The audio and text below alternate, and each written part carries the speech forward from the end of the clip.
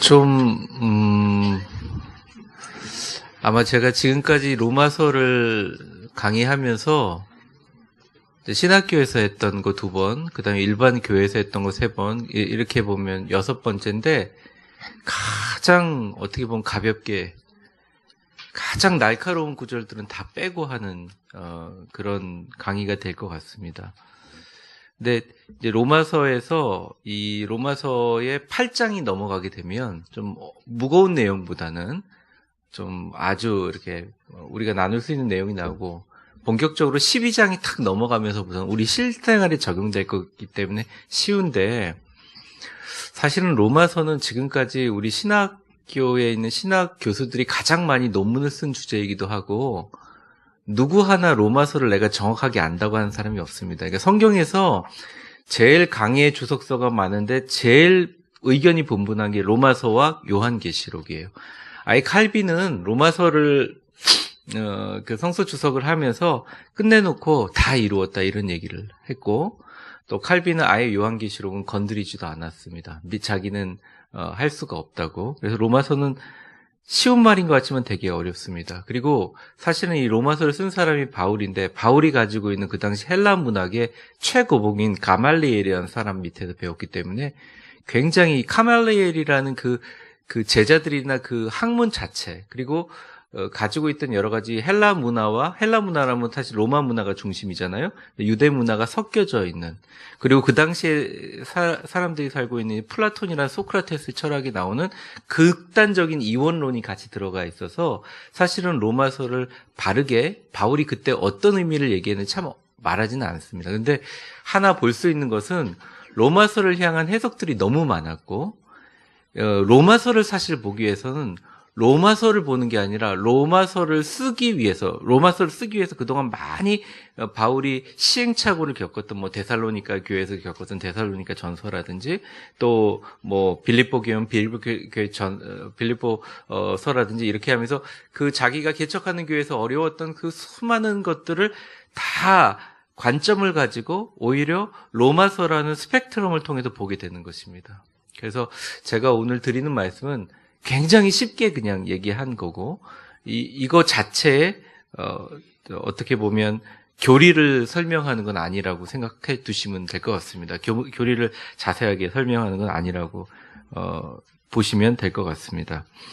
로마서에 대해서 그 강의를 하신 분들을 많이 보고, 제가 제일 존경하는 신학자 중에 알란 맥그리거라는 지금 옥스퍼드에서 세계에서 가장 유명한 신학자 중에 하나이고, 지금도 케임브리지 이제 명예 은퇴 교수로 계시지만, 가장 위대한 저서를 쓰신 분, 그 다음에 F.F. 브루스라고 신약 성서의 가장 최고봉이신 분, 특별히 그분은, 이 바울 서신에 대한 굉장한 전문가이시거든요.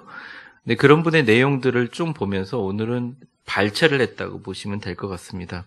먼저 동그라미 3개를 한번 읽어보겠습니다. 제가 참 설교하면서 자기 의에 대해서 많이 얘기하는데 이것에 대해서 이제 많은 교수들이나 하신 분들의 말의 정리입니다. 제가 적은 거라기보다는 그분들의 얘기를 좀 발췌한 것입니다. 한번 첫 번째 동그라미 같이 한번 읽어보겠습니다. 시작. 믿는 사람에게 가장 무서운 시험, 결정적인 시험은 바로 율법주의, 자기의입니다. 믿음으로 의롭다 하심을 얻는다고 하는 길로 출발해 놓고는 자기도 모르게 자기 행위로 구원을 얻는다는 길로 전략하기 때문입니다. 자, 그 다음에 두 번째 동그라미 한번 읽어보겠습니다. 갈라디아서 3장 3절인데요. 시작. 너희가 이같이 어리석으냐 성령으로 시작하였다가 이제는 육체로 마치겠느냐. 자, 여기까지 잠깐 잘라보겠습니다. 왜 그러냐면 여러분들 이 갈라디아서에서 나온 이 갈라디아 교회를 향한 아주 강렬한 어떻게 보면 바울의 외침은 그런 거죠. 교회가 세워져요. 그러니까 어쨌든 교회가 세워지고 하나님의 은혜 안에 모인다는 것은 뜨거움이 있지 않고는 절대 한 명도 모일 수가 없습니다. 그러니까 전부 다 헌신하는 마음으로 진짜 뜨거운 마음으로 모이지 말라 그래도 막 모여요. 이게 성령님이 하시는 일이거든요. 그러면서 어떤 마음이 되냐면 예수 그리스도 십자가. 서로 희생하고 서로 나누고 자기가 없어지는 거죠. 하나님만 존재하는 상황인 거죠. 그래서 교회가 생겨요. 갈라디아 교회도 마찬가지고 데살로니가 교회도 마찬가지고 빌립보 에베소 교회 다 마찬가지입니다. 그렇게 시작됐는데 바울이 한 교회만 개척하고 있는 게 아니라 3차 전도 여행을 다니면서 여러 군데 교회를 개척하는 일 가운데 이쪽 교회 가고 저쪽 교회 가는 가운데 핍박도 당하고 감옥소에 있는데 소식을 들을 때마다 자꾸 안 좋은 소식이 들리는 거예요. 교회가 세워지고 그 교회 안에서 어떤 조직이 구성되고 사람들이 모이기 시작하면서 성령으로 시작하였는데 결국은 똑같은 사람들의 모임인 것처럼 그 안에서 누가 옳으냐, 누가 틀리냐, 누가 높으냐, 누가 낮으냐 이 문제 때문에 한결같은 마음으로 예수 그리스도가 주셨던 그 생명력이 사라져가는 것을 많이 보게 된다는 것입니다. 바울도 알았습니다. 저도 마찬가지로 알고 있습니다. 이 세상에 완벽한 교회가 있을 수가 없죠. 사람들이 모이는 곳이니까 어쩔 수가 없습니다.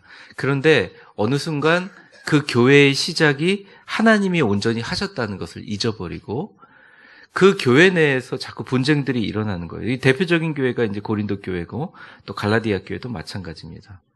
그래서 너무 답답하니까 이제 쓴소리를 하는 거죠. 너희가 이같이 어리석으냐? 성령으로 시작했다가 이제는 육체로 마치겠느냐? 그러니까 성령님은 우리의 심령을 감찰하시잖아요. 우리의 속마음을 아시잖아요. 그러니까 아무리 겉으로 하나님의 영광이고 무슨 얘기를 해도 바르게 하고 뭘 얘기를 해도 그 사람 마음에 어떤 마음이 가지고 있는지를 꿰뚫듯이 보고 있으니까 바울이 볼 때 너무 안타까운 거예요. 이래서 교회가 부흥하고 잘 되면 좋은데 자꾸 교회가 예수 그리스도의 십자가와 성령의 충만함이 아닌 다른 것에 이슈를 맞춰서 변화되기 시작하는 거죠. 그나마 가장 잘된 교회가 고린도 교회인데 고린도 교회는 이게 처음에 예수 그리스도 십자가의 의와 은혜로 시작했다가 이게 계속 은사주의로 바뀌었네. 그러니까 어느 순간 나중에 어떻게 되냐면 저 사람은 예언의 은사를 받았기 때문에 이건 제일 높은 예언의 은사고 이 사람은 학생들 가르치는 은사를 받았기 때문에 이건 교사의 은사인데 예언의 은사에 비하면 아무것도 아니다. 이런 식으로 구상을 하는 거죠. 그래서 이제 고린도전서 12장에 보면 너희가 교사로 목사로 권하는 자로 섬기는 자로 부름을 다 받았지만 다 똑같고 다 좋다. 얘기하면서 나중에 그 은사를 다 통합할 수 있는 은사가 뭐냐? 사랑의 은사라고까지 얘기한 이유는 우리가 남을 사랑하는 사랑의 힘이 아니라 십자가에 우리를 위해서 죽으신 보혈의 그 사랑으로 이런 얘기 하지 말고 십자가로 더 가까이, 복음으로 더 가까이, 성령님으로 더 가까이 회개하고 돌아오는 것이 바로 교회가 사는 유일한 길이다라고 얘기하고 있다는 것입니다. 그런데 이 악한 마귀가 사람에게 가장 약점을 알아요. 그게 뭐냐면 우리는 모두 내가 왕이라고 생각합니다. 저도 그래요. 안 그렇게 보이죠. 막 제가 대놓고 얘기하지는 않지만 아무리 훌륭한 그 세계적인 교수라고 해도 저한테 와가지고 뭐가 문제 있고 계속 얘기하면 기분이 안 좋아요. 듣다가 예, 잘 배우겠습니다. 그러지만 기분이 나빠요. 그러면서 제가 마음속으로 세들백교회 리고렌 목사가 와서 저한테 좀 설교 지적해주면 더 좋을 텐데. 물론 저 같은 사람하고 통화도 안 하겠지만. 근데 그런 마음이 들었다가도 막상 그러면 그게 괜히 불편해요. 근데 이게 목사님뿐만 아니라 모든 사람이 다 그래요. 그러니까 지위 고하를 다 막론하고. 왜냐하면 자신이 왕이고 자신을 중심으로 세상이 돌아가고 있다는 것을 아무리 부인해도 이거는 이길 사람이 없어요. 그러니까 자기의 이 마음에 대해서 이길 수 있는 사람 아무도 없어요. 그러니까 내가 이걸 이기려고 하는 거는 완전 실패하는 일입니다. 나는 이길 수 없지만 우리 주 예수 그리스도의 십자가를 바라보면서 온전히 주님이 다 하셨습니다로 이 바꿔가는 과정이 천국을 향해서 가는 성화의 과정이라고 할 수 있다는 거예요. 그러니까 여기 읽어보면 그 두 번째 동그라미에 모처럼서부터 한번 쭉 읽어보겠습니다. 어느 책에서 발췌한 건데 같이 한번 읽어보겠습니다. 시작. 모처럼 믿음으로 시작을 해놓고 그대로 주 앞에 갈 때까지 평생을 한결같은 마음으로 가지를 못하고 그만 오히려 잘 믿어보겠다고 하는 사람들이 율법주의에 더 잘 빠져들어가요. 그래서 자기의 의의를 내세우게 되고 자기의 의의에 도취하게 되고 자기의 의의를 의지하게 되고 심지어는 다소라도 자기 자기의 의가 있어야 하지 않을까 생각하기 시작하면서 어느 사이에 그만 믿음으로 의롭다함을 얻는다는 소중한 믿음에서부터 멀어집니다. 여기서 믿음이 뭡니까? 예수님을 믿는 믿음이라는 표현보다 더 중요한 표현이 있는데 믿음에다 동그라미 치세요. 그만 믿음에서 거기서 믿음에다 동그라미 치세요. 그리고 조금 지나가면 소중한 믿음에다 동그라미 치시고 화살표를 빼셔서 어디 공간이 많은 데다가 한번 적어보세요. 온전히 하나님께서 다 하셨다는 것. 이렇게 적어보세요. 온전히 하나님께서 다 하셨다는 것. 참 그런 면에서 우리 교회는 훌륭해요. 진짜 훌륭하신 분들. 저는 하나님이 하셨기 때문에 자기 의가 있어도 버티는 거죠. 온전히 하나님이 다 하셨다는 것. 옆 사람에게 한번 축복해 보겠습니다. 웃으면서 이렇게 한번 축복해 보겠습니다. 온전히 하나님께서 다 하셨습니다. 당신을 하나님의 순전한 도구로 쓰시기를 기도합니다. 그러니까 하나님의 붙들림 받은 사람이 최고의 그 사역자죠. 그러니까 이런 거예요. 저도 그렇고 여러분들도 경험을 통해서 사람이 이렇게 교만하다가도 이렇게 죽음이나 어떤 우리가 해결할 수 없고 우리가 어떻게 할 수 없는 문제 앞에 탁 서면 되게 겸손해져요.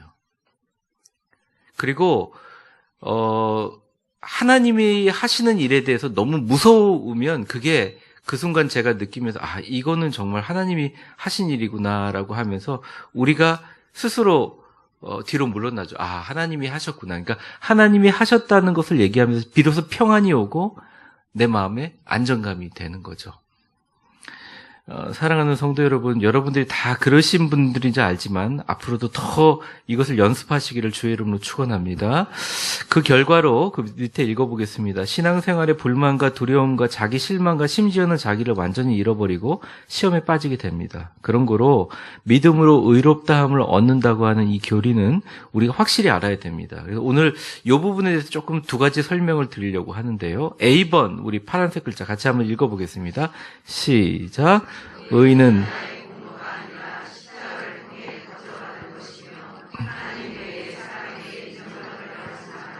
네, 여러분 혹시나 제가 절대 뭐라고 하지 않을 테니까 진짜 여러분들 기회가 있으면 이제 어느 교회는 막는 분들이 있어요. 담임 목사님이 교인들이 너무 그러니까 근데 저는 막지 않아요. 혹시나 헬라어를 공부할 수 있는 기회나 원어를 공부할 수 있는 기회가 되면 신학교에 가서 좀 배우세요. 많이 열려 있어요. 그러면 좀 이해가 되실 거예요. 그러니까 우리가 헬라어로 된 걸 한국말로 헬라어로 된 걸 영어로 바꾼 성경을 한문 성경에서 한글로 바꾼 거라는 한 3-4번의 번역에 이게 있기 때문에 우리가 얘기하는 의라든지 공로라든지 이런 개념들이 한국적인 개념하고 좀 다르다는 것을 조금은 의식을 해야 되는 것입니다. 우리가 보통 그러면 이걸 어떻게 생각하느냐? 의롭다라고 해서 저번에도 설명했지만 의병라고 할 때 의병은 뭐예요? 여러분 우리 옛날에 학도병 우리 또 전란이나 호란이나 그런 게 우리나라 침범했을 때 막 이렇게 머리 떼고 칼 들고 죽창 들고 그럼 같이 싸웠던 아주 대의를 위해서 일어났던 사람들이잖아요. 그러니까 이거는 어떻게 보면 의라는 게 굉장히 명분이라는 의미에 우리나라는 많이 받아들이거든요.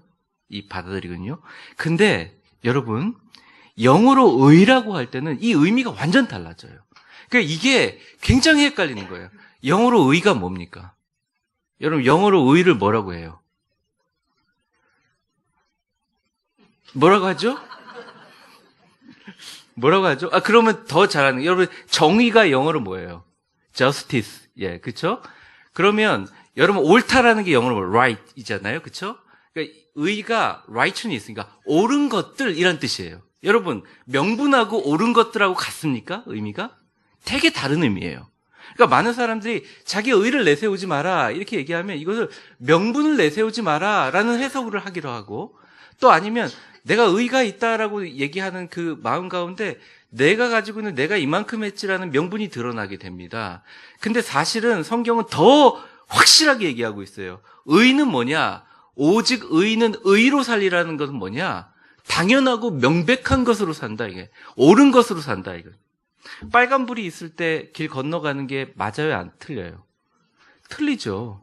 세계 어느 나라에도 빨간불에 건너가는 사람도 없어요. 근데 빨간불에 건너가서 만약 사고를 당한다면 그거는 그 사람이 잘못한 거잖아요. 신호등이란 분명히 시그널이 있고 선을 그어주는데. 근데 하나님께서 우리에게 이 의라고 얘기할 때는 너무나 당연한 거라는 거죠. righteousness, 당연한 거죠. 당연한 게 뭐냐? 주님이 다 주신 거예요. 하라고 주신 거예요. 성경 말씀은 우리 보고 지키라고 주신 거고, 우리가 그리스도인이라는 것은, 아예 하나님의 자녀라는 것은, 하나님이라는 것은 의롭게 하나님께서 주시는 은혜로 인하여 우리가 이 말씀을 지키고 예배드리는 게 당연한 거예요. 네, 의라는 것이, 한번 저를 따라해 보겠습니다. 성경에 말하는 의는 공로가 아니다. 명분이 아니다. 당연한 것을 당연하게 느끼는 것을 말한다. 이게 조금 이해가 되시면 이 바울 사도가 얘기하는 의라는 전체가 쭉 이해가 되기 시작합니다. 한번 22절, 23절, 24절 한번 읽어보겠습니다. 같이 한번 읽겠습니다. 22절, 23절, 24절 시작. 곧 예수 그리스도를 믿음으로 말미암아 모든 믿는 사람에게 미치는 하나님의 의인이 차별이 없느니라. 모든 사람이 죄를 범하였음에 하나님의 영광에 이르지 못하더니 그리스도 예수 안에 있는 속량으로 말미암아 하나님의 은혜로 값없이 의롭다 하심을 얻은 자가 되었느니라. 그냥 주어진 거라는 거죠. 모든 사람에게 차별 없이 주어진 거예요. 자, 제가 질문 한번 해보겠습니다. 우리 구리시에 우리 교회인들이 이렇게 모여서 예배를 드리고 구리시 밖에 나가면 길거리에도 예수 안 믿는 사람이 많이 있잖아요. 근데 하나님께서 우리 모든 사람에게 똑같이 주신 사랑과 똑같이 주신 축복과 의가 있는데 그 사람의 의와 우리의 의가 다를까요? 안 다를까요? 우리에게 주어진 의가 다를까요? 다르지 않다는 거예요. 다르지 않다. 그 사람들에게도 똑같이 하나님의 의. 그런데 여기서 바울이 말하는 건 뭐냐면 하나님이 똑같이 그들에게도 기회를 주셨는데 나는 예수 믿어요? 나는 교회 나갈 거예요? 난 예배자로 살 거예요? 난 성령 충만하게 살 거예요? 난 순종하며 살 거예요? 나는 주님의 은혜 안에서 살 거예요? 다짐하는 사람과 그 사람의 믿는 자에게 특별한 의가 주어지는 그 의가 뭐냐면 예수 그리스도 십자가의 피 보혈되는 공로의 의가 주어진다는 거죠. 그럼에도 불구하고 그 의의 근원은 누구에게도 주어지는 당연한 거예요. 그러니까 믿을 사람들만 위해서 죽으신 게 아니라 지금도 구원받아야 될 수많은 사람들을 위해서 주님이 죽으셨다는 게 진짜 의라는 것입니다. 그래서 이 의가 진짜 나의 의가 그러니까 이 의가 진짜 주님이 기뻐하시는 의가 되기 위해서는 내가 한 것이 공로나 선행이 아니라 그냥 당연한 것으로 되어진다는 거죠.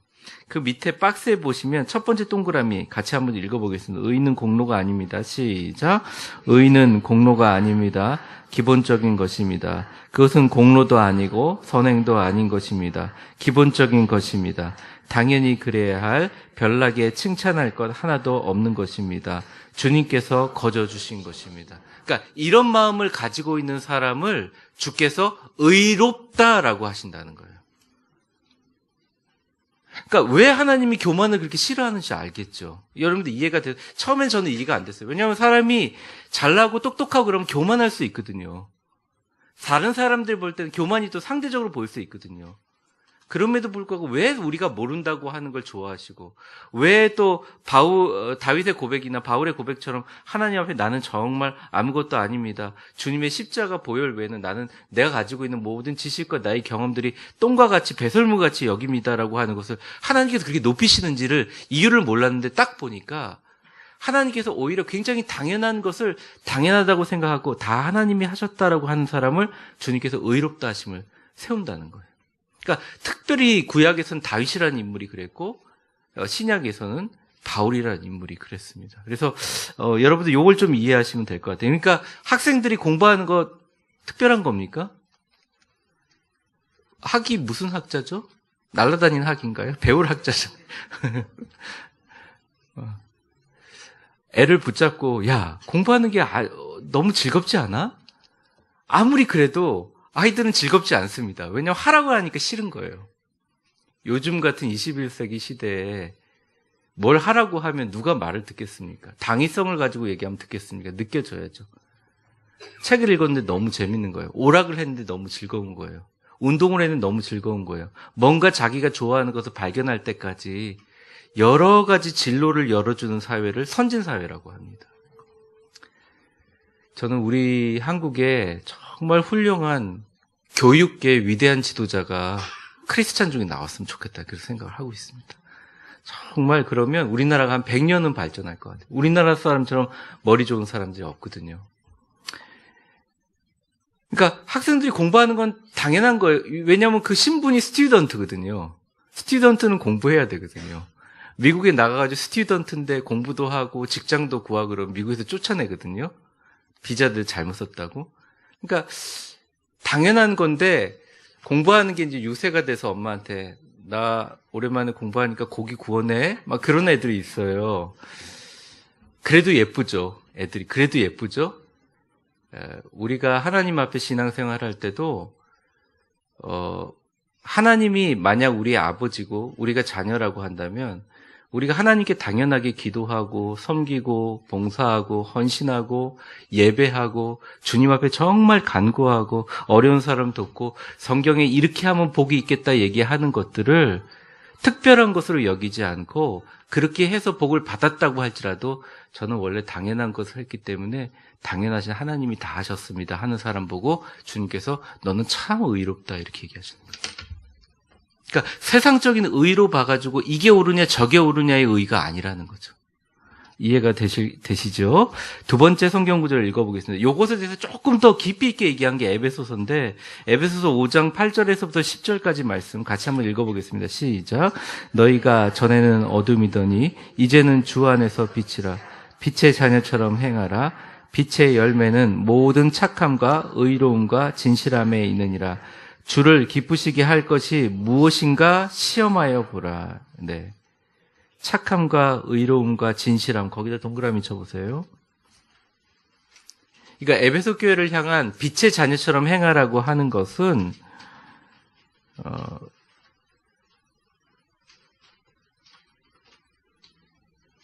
그동안 에베소 교회가 나쁜 일을 했다는 게 아니에요. 그동안 에베소 교회도 열심히 봉사를 하고 섬겼는데 이제부터는 어둠을 주관하는 세상의 관점과 개념을 하지 말고 성령님이 너희 안에 빛으로 오셔서 우리 안에 빛으로 오셔서 착함과 의로움과 진실하심이 빛의 자녀처럼 싹 드러나는 것. 그래서 주님을 기쁘시게 할 것이 무엇인지 시험해보는. 에베소 교회에서 이 에베소에서 강조한 게 뭐냐면 너희 한 지체들이 다 쌓여서 벽돌이 쌓아지듯 주의 성전이 지어져 간다. 즉 무슨 말이냐? 너희가 진짜 교회다 이거예요. 그래서 보면 여러분들 한번 생각을 해보십시오. 내 앞으로 인생을 살아가면서 하나님이 언제까지 허락해 주신 인생을 살면서 빛의 자녀처럼 착함과 의로움과 진실하심으로 주님을 기쁘시게 할 것이 무엇인지를 생각해 보시는 여러분들 다 되시기를 주의 이름으로 축원합니다. 1995년에 뉴욕주에 제리코라는 고등학교가 있어요. 이 제리코가 이제 여리고거든요. 우리나라 말로 여리고인데 그 고등학교에 김수연이라는 여학생이 있었는데 그 김수연이라는 여학생이 그 뉴욕주에서 가장 유명한 웨스팅하우스 과학 경진 대회에 출품을 하려고 연구를 했다는 거예요. 어떤 연구냐면 여러분 그 네안데르탈린이라고 있어요. 이 원시인들의 식생활을 연구하는 그 논문을 이렇게 다 고등학생이 그래도 잘 작성을 했거든요. 근데 그만 가다가 교통사고로 아이가 그 자리에 사망하게 됐어요. 근데 그 여자의 교회 친구, 미국인, 걔는 한국계 여자인데 미국인 그 친구가 너무너무 절친이 있었는데 걔가 한 과제를 잘 연구해가지고 자기 이름을 하나도 넣지 않고 걔 이름으로 올려서 웨스팅하우스 과학경진대회에서 전체 1등을 했습니다. 근데 기자들이 지금까지 물었는데 자기 이름을 절대 가르쳐주지 않고 김수현 양 이름으로 해서 그것들이 어떤 연구가 진행되게 만들었다는 것이죠. 끝까지 이름을 밝히지 않았어요. 우정 때문에. 지금은 좀 화제가 됐지만 소록도에 처음에 와가지고 헌신했던 그 수녀님 두 분 얘기 아시죠? 자꾸 언론에 주목받으니까 어느 날 그냥 너무 주목받으니까 편지만 써놓고 그냥 떠났잖아요. 아무렇지도 않게. 그래서 나중에 이분들 때문에 소록도가 생겼는데 그 나라까지 찾아갔는데 안 온다고 하다가 너무 유명해서 어쩔 수 없이 오게 됐잖아요.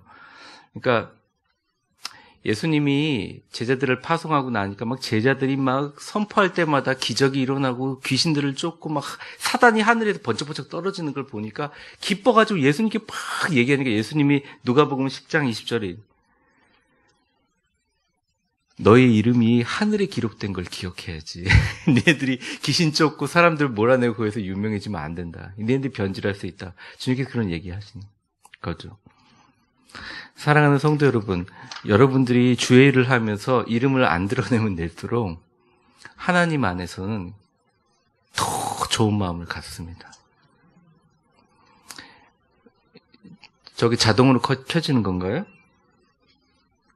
추우세요? 혹시? 저거 틀면 더 건조해서 기침 많이 해요. 틀지 마세요. 그러니까 제가 이런 생각을 해요. 그냥 제 개인적인 얘기인데 제가 물론 부모님의 기도도 있었고 우리 성도들의 헌신도 있었고 막 그런데 참 위기의 순간에 기도하면 하나님께 참 잘 들어주세요. 그래서 제가 뭘 좀 뛰어나나 하나님께 잘 보였나 이렇게 생각을 했었는데 결론은 아니다 이거였고 제가 하나 이렇게 딱 생각되는 것은 제가 청년부 회장일 때요 진짜 헌신했던 것 같아요. 지금보다 더. 그러니까 막 힘이 넘치니까 막 몇 시간씩 자고 청년부 하고 막 금식기도 하고 막 그때. 근데 그때 그렇게 하는 게 전혀 제가 뭐 잘한다는 생각보다는 생명 걸고 이 일을 해야 된다고 해도 달려들게요. 여러분들 다 그럴 때 있으셨죠? 교회 봉사하실 때. 뭐 안 재고 하실 때 있으셨죠? 지금도 안 재고 하시지만, 그쵸? 여러분 교사하실 때도 안 재고 하실 때 있었죠? 지나고 보니 무서워서 했다, 뭐 목사님이 강요했다, 뭐 이렇게 핑계를 대시지만 여러분이 좋아서 했을 때 있잖아요. 그쵸? 분명히 있으셨죠? 앞으로 그렇게 되길 정말 저는 원하지만 제가 뭘 해도 여러분들 안 바뀔 수도 있는데 괜찮아요. 그건 뭐 어쩔 수 없는데 제가 강요하는 것처럼 보는데 그거 아니에요. 제가 드리고 싶은 말 그거예요. 제가 그때 정말 아무 생각 없이 내가 했다고 생각하지 않았던 그 헌신을 보고 지금 저를 축복하시고 쓰시는 것 같아요. 왜냐하면 성경에 보면 다 그렇게 나와 있거든요. 내가 어느 순간 내가 일하는 게 아니라 내가 섬기는 것이 아니라 내가 하는 게 아니라 내가 하나님 앞에 아무 도움이 안 되고 나의 것이 아니라 하나님의 은혜입니다라고 진짜 섬기는 순간 그 포인트를 가지고 하나님이 그 사람을 축복하시고 그 사람이 이끌어 가신다는 거예요. 그러니까 목사로서 여러분들의 헌신을 강조하는 게 아니라 진짜 성경이 그렇게 나와 있다는 거예요. 바울 사도는 이거에 대해서 굉장히 철저했다는 것이죠. 여러분의 이름이 안 드러나는 게 사실 더 좋습니다. 하나님의 더 기록이 많이 됩니다. 여러분이 안 나쓰는 게 훨씬 더 낫습니다. 그러니까 오히려 더 하나님이 더 복을 많습니다. 그러니까 그게 안 돼서 힘들고 어렵다면 한 번은 돌아봐야 돼요. 자신을. 나의 정말 가치가 무엇이고 하나님 앞에 거듭났다는 게 무엇인가를 다시 한번 내 자신이 돌아봐야 돼요. 그러면 다시 한번 새로워지고 그 안에서 놀라운 성령님의 충만함이 오십니다. 내가 비움이 비울수록 성령님이 들어오셔서 우리를 환하게 채워주세요. 두 번째, 그러면 이 의를 어떻게 이루는 것인가? 이것은 우리가 힌트를 얻을 수 있는 게 부모님과의 바른 관계, 그리고 화평과 사랑과의 관계를 생각해 보면 됩니다. 첫 번째, 그 박스에 보면 하나님과의 바른 관계라고 나와 있습니다. 창세기 15장 4절에서 6절까지 이 아브라함의 이야기를 한번 읽어보겠습니다. 같이 읽겠습니다. 시작. 여호와의 말씀이 그에게 임하여 이르시되 그 사람이 내 상속자가 아니라 내 몸에서 날 자가 내 상속자가 되리라 하시고 그를 이끌고 밖으로 나가 이르시되 하늘을 우러러 무뼈를 셀 수 있나 보라. 또 그에게 이르시되 내 자손이 이와 같으니라. 아브라함이 여호와를 믿으니 여호와께서 이를 의로 여기시고. 이신칭의라는 말이 여기서 생겼습니다. 여러분들 밑에 그림 보시면 이신칭의에 대한 영어 차트가 나와 있어요. 이것은 제가 설명을 드릴 거고요. 이신칭의가 뭐냐면 하나님께서 아브라함을 보니 아브라함이 이신, 의로서 하나님께서 그를 칭하다, 의롭다 하셨다. 그러니까 믿음 때문에 그를 의롭다 하셨다. 이신, 믿음으로 의롭다, 칭하셨다라는 말이 여기서 나왔습니다. 이것을 루터가 발전시켰고요. 근데 여기 내용에 보면 4절과 5절은 황당한 내용이죠. 이때 이삭이 있었습니까? 없었습니까? 없었을 때예요. 그런데 내 몸에서 날짜가 내 상속자가 되리라 하시고 그를 이끌고 나가서 하늘에 우러러 무뼈를 셀 수 있나 보라. 또 그에게 이르되 내 자손이 이와 같으니라. 황당한 얘기죠. 언제 애 낳아가지고 별의 숫자만큼 바다의 모래처럼 자손을 만듭니까? 황당한 일이죠. 그런데 6절을 우리 같이 줄 쳐보겠습니다. 줄을 한번 쭉 닫혀보세요. 특별히 아브라함이 여호와를 믿으니에 한번 줄을 쫙 쳐줘 보세요. 제가 읽어보겠습니다. 아브라함이 여호와를 믿으니, 여호와의 말씀을 믿으니예요? 여호와를 믿으니예요? 그러니까 그 사람을 믿기 때문에 그 사람의 말도 믿는 거예요. 제가 결혼 주례사 할 때 잘 빠지지 않는 얘기하는데 요즘엔 잘 하지 않는데요. 우리 목회자의 길을 걷고자 하는 사람들에게 얘기하는 건데, 이제 이런 분들이 있어요. 나는 목회자가 될 거야. 이렇게 목표를 가지고 목회자가 되시는 분도 있고, 또 사모님들 가운데서도 나는 꼭 목사님의 사모님이 될 거야. 이렇게 하시는 분들이 계세요. 귀한 일이라고 생각해요. 근데 제가 이제 권하고 싶은 말은, 이분이 목사여서 사랑하는 게 아니라 아내들이 이분이 이 사람이기 때문에 사랑하는 거죠. 그게 제일 중요한 거라고 제가 얘기를 꼭 해요. 이 사람이 어떻기 때문에 결혼을 하고 좋아하는 게 아니라 이 사람이기 때문에 이게 믿어지는 거예요. 여러분 하나님이시기 때문에 하나님 말씀을 믿는 거지, 여기 있는 내용이 인간의 말이나 인간의 논리로 개똥철학이라면 우리가 왜 이걸 믿고 앉아있겠습니까? 그러니까 이 아브라함의 놀라운 점이 뭐냐면, 그 사람을 의로 여기신 게 하나님이, 야, 너 멍청한데 잘 그거 받아 적고 제대로 믿네. 너는 아주 머리가 비었구나. 쏙 그대로 믿네. 별처럼. 아이고 착한 것, 이게 아니에요. 아브라함은 하나님 말씀보다도 여호와를 믿었어요. 그동안 나랑 동행하시고 그동안 나를 지켜주시고 그동안 나를 이 자리까지 불러주신 하나님의 은혜를 믿은 거예요. 진짜로 믿은 거예요. 그러니까 진짜 하나님과의 관계가 중요하다는 거죠. 그래서 의롭다는 것은요, 별게 아니에요. 막 엄청난 일을 한 게 아니에요. 엄청난 공로를 세우는 게 아니에요. 막 수만 명을 구원하고 뭐 엄청나게 헌금을 하고, 이게 아니라 의롭다는 건 뭐냐면 하나님과의 관계를 알기 때문에 내 삶에 하나님의 인도해 주심을 알고 하나님이 무슨 얘기를 하든지 간에, 아, 하나님이 말씀하시니 맞는 거구나라고 받는 마음이 의롭다 하심을 얻고, 그 믿음이 너무 예뻐서 이 사람을 통해서 믿음의 조상으로 삼아야겠다. 그러니까 하나님께서 딱 정해주신 거라는 거죠. 여러분, 그 마틴 루터 킹 목사님이 그런 얘기를 하셨습니다. 제가 한번 읽어드릴게요. 신문에 기고한 얘기인데요. 하나님과 연결되지 않는 노력은 허무한 채로 돌아간다. 이게 이제 미국의 평화운동하면서, 하나님과 연결되지 않는 인생에는 밝은 새벽이 없고 어두운 밤뿐이다. 하나님 연결 없이 사는 인생은 주연이 바뀐 연극과 같다. 이런 얘기를 했어요. 요즘에도 목회자들이 많이 하는 말입니다. 여러분 인생에 얘기할 때 여러분들의 주어가 뭡니까? 나를 통해서 하나님 역사하셨다, 이렇게 얘기하면 잘못된 거죠. 그러니까 주어가 하나님이 나 같은 사람을 쓰셔서 이렇게 역사하셨다. 하나님이 우리 가족을 이렇게 하셨다. 인생의 주어가 바뀌면 인생이 바뀝니다. 사랑하는 성도 여러분, 여러분의 인생의 주어가 하나님이 되시기를 주의 이름으로 축원합니다. 하나님이 일하는 것은 당연한 것이지만 하나님이 나에게 축복 주시는 건 은혜가 되고, 하나님이 축복 주시는 게 은혜가 되어서 감사를 할 때 하나님께서 의롭다 세워주시면서 빛의 자녀로 우리 인생의 의로움과 착함과 모든 선하심을, 진실하심을 빛의 자녀처럼 기쁘시게 할 줄 믿습니다.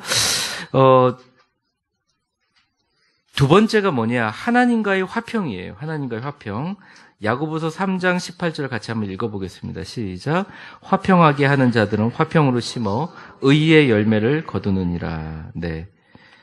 의의 열매다 한번 동그라미 한번 쳐보시겠어요? 의의 열매를 거두는. 여러분, 의의 열매가 뭘까요? 의의 열매가 뭘까요?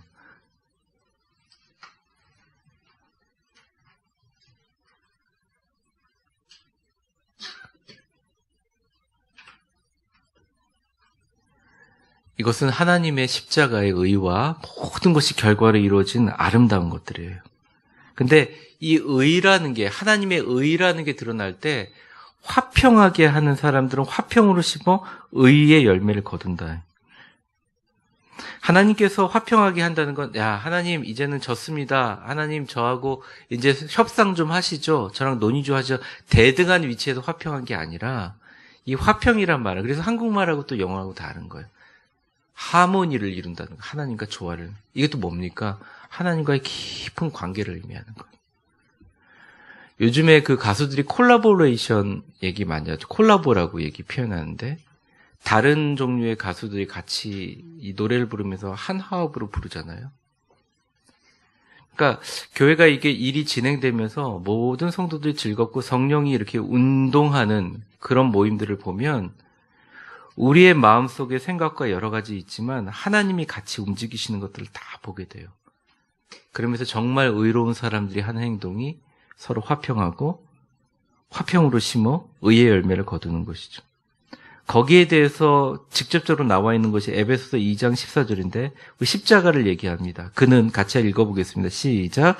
그는 우리의 화평이신지라 둘로 하나를 만드사 원수된 것 곧 중간에 막힌 담을 자기 육체로 하시고.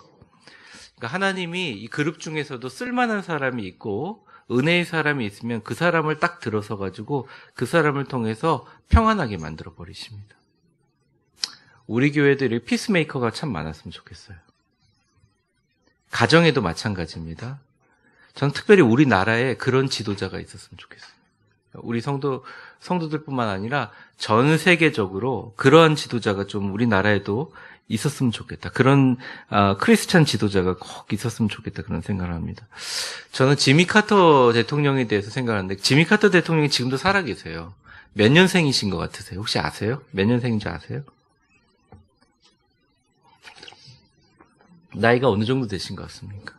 그 옛날에 지미 카터 1924년생이세요. 네, 제가 이제 카터가 대통령을 마치고 퇴임하고 나오는 기자들 앞에서 굉장히 유명한 일화인데 다 전국 방송이 찍고 있는데 앞으로의 계획이 뭡니까? 이렇게 얘기했는데 아주 웃으면서 이런 얘기를, 지금까지 나는 하나님과 함께 살았습니다. 앞으로 죽을 때까지 무엇을 하든지 하나님의 기뻐하시는 일을 하나님과 함께하며 살겠습니다. 이렇게 얘기를 했어요. 그리고 그분이 정말 욕을 많이 먹었거든요. 무신론자들하고 그 당시 다른 종교들. 그게 그 일이 뭐냐면 어떤 어려운 일이 있고 해외 순방을 안 가는데 주일날만 되면 자기가 그 하는 침례교회 가가지고 주일학교 선생님을 하는 거예요. 근데 주일학교 학생보다 누가 더 많아요? 경호원들이 더 많아가지고 뭐 말도 많고 탈도 많은데 이게 내 하나님께 받은 교사라는 직업이라고 하면서 그 교사의 일을 계속 감당하고 그분이 은퇴하고 나서 주일학교 성경교사의 일을 계속 하셨어요. 여러분 혹시나 우리 교회에서 여러분들이 섬기면서 진짜 이 일을 하면서 하나님을 만나고 하나님하고 이렇게 다 교통하는 그런 좋은 일이 있으면 여러분 나이에 상관없이 평생 그 일을 잘 감당하시면 좋을 것 같아요. 하나님께서 복을 많이 주시는 것 같습니다. 여러분들 그 Habitat for Humanity라는 단체가 있어요. 그게 뭐냐면 집 지어주는 단체예요. 여러분 우리나라의 집 문제 심각하죠. 집을 어떻게 사시는지 저는 참 신기해요. 저는 잔고가 없기 때문에 집을 사시는 분들을 보면 신기해요. 어떻게 살까? 어마어마한 거거든요. 그러니까 진짜 어마어마한 돈이거든요. 근데 이제 미국도 이 집 문제가 심각하니까 망치로 직접 집을 지어주는 그런 헤비타트 운동이 있어요. 근데 이 카터가 들어가면서 엄청나게 많이 이게 더 환해지죠. 근데 카터 대통령이 망치를 직접 들고 거의 17년을 집을 같이 지어준 거예요. 그리고 이분이 하여튼 어느 분쟁 지역이나 평화가 필요한 데가 있으면 미국의 대표로 나가가지고 다 문제를 해결하는 거죠.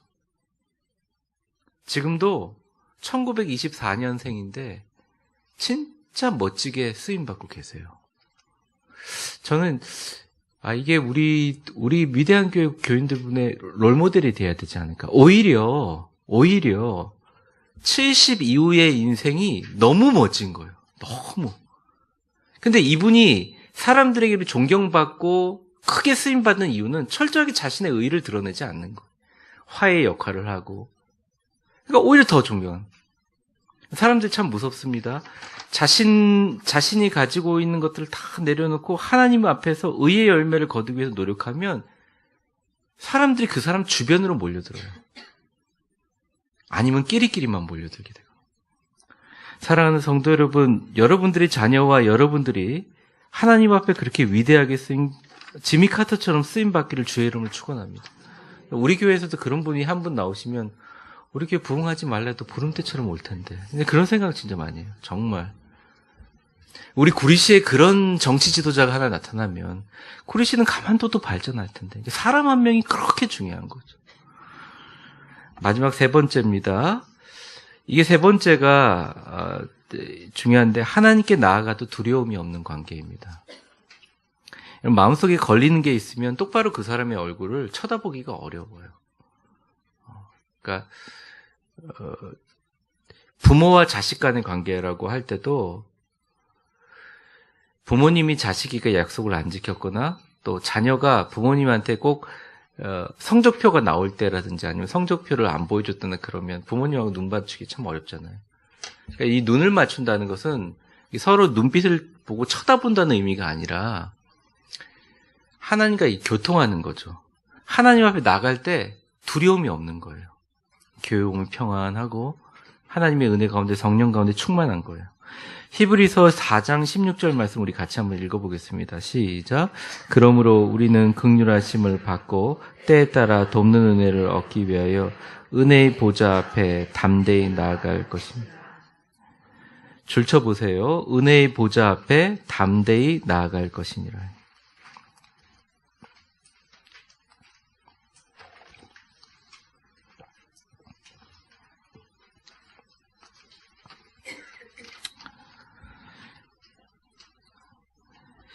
우리 교회의 교인들은 주민등록상에 등록된 가족은 아니지만 사실 목회자가 존재하는 이유도 그렇고 우리 성도들이 또 위대한 교회 교인으로 존재하는 이유는 서로의 아픔이나 어려움이 있을 때 그 아픔이 커지기 전에 알리고 그런 일들인데 여러분 좀 어려운 일이 있으면 같이 기도할 수 있었으면 좋겠습니다. 네, 저도 더 좀 같이 기도할 수 있도록 저도 기도하고 할 테니까 서로 나눠주시고 또 이게 기도 외에는 해결되지 않을 부분이라고 하면 어려운 일이 있기 전에 우리 먼저 같이 기도하고 특히 기도해서 서로 손잡아주고 이끌어주고 그런 공동체가 참 됐으면 좋겠습니다. 근데 그 전제가 뭐냐? 하나님 앞에 우리가 관계가 좋아야 된다는 거예요. 아주 좋은 관계를. 하나님 앞에 두려움이 없는 관계. 자, 밑에 그림을 잠깐 보고 넘어가겠습니다. 오늘 마치려고 합니다. 이 결론이 뭐냐, 이게. 예수 그리스도, 지저스 크라이스트 옆에 십자가가 있죠. 이 십자가로부터 모든 의가 나오는 거예요. 여러분, 초록색 화살표가 뭐냐면 이 빌리버는 신자잖아요. 예수 그리스도로부터 모든 의가 우리로부터 오는 게 아니라 십자가의 의로 가는 거죠. 그런데 거기 뭐라고 되냐면 Christ righteousness credited to us라고 나와 있습니다. 하나님의 의가 우리에게 칭한 바 되었다. 이게 하나님의 의가 우리에게 칭한 바 되었다. 그러니까 우리가 마치 빨간 페인트를 뒤집어 쓴 것처럼 좀 더 영적인 의미로 표현하면 우리가 십자가의 보혈에 덮임을 받아서 우리가 의롭게 되고 깨끗해진 거지 우리는 깨끗하지가 않아요. 그러니까 주님의 의가 우리에게 초록색같이 부어지게 되는 거죠. 그런데 우리 이제 believer, 우리는 빨간색 그 글자를 보면 our guilty credited to Jesus on the cross. 우리의 의라는 건 뭐냐면 나는 하나님 앞에 우리의 죄악이 예수 그리스도 십자가로 사해졌습니다. 라는 의미가 우리의 의라는 거예요. 그러니까 의는 뭐냐면 하나님 내가 이만큼 일을 했습니다. 난 잘났습니다. 나는 똑똑합니다. 이게 아니라 하나님 내가 당신의 십자가로 섭니다. 내가 당신의 은혜 때문에 지금 서 있습니다. 내가 하나님 때문에 내가 이 자리에 서서 설교하고 있습니다. 내가 하나님 때문에 이 자리에 앉아서 말씀을 듣고 있고 내가 하나님 때문에 우리 가족을 건사하고 있고 내가 하나님 때문에 내가 존재합니다. 내 것은 아무것도 없습니다라가 바로 이 justification이라는 의의 도표라는 거예요. 사랑하는 성도 여러분, 여러분의 인생의 마지막 고백이 온전히 주님께서 다 하셨다는 주님 보시기에 진짜 의롭게 되는 일, 주를 기쁘시게 할 것이 무엇인가 시험해 보라라고 얘기했던 빛의 자녀들처럼 모든 착함과 의로움과 진실하심으로 예수 그리스도 십자가의 보혈에 나의 모든 죄가 사하였다는 말이 여러분들 평생 찬송의 제목이 되시기를 주의 이름으로 축원합니다. 기도하겠습니다.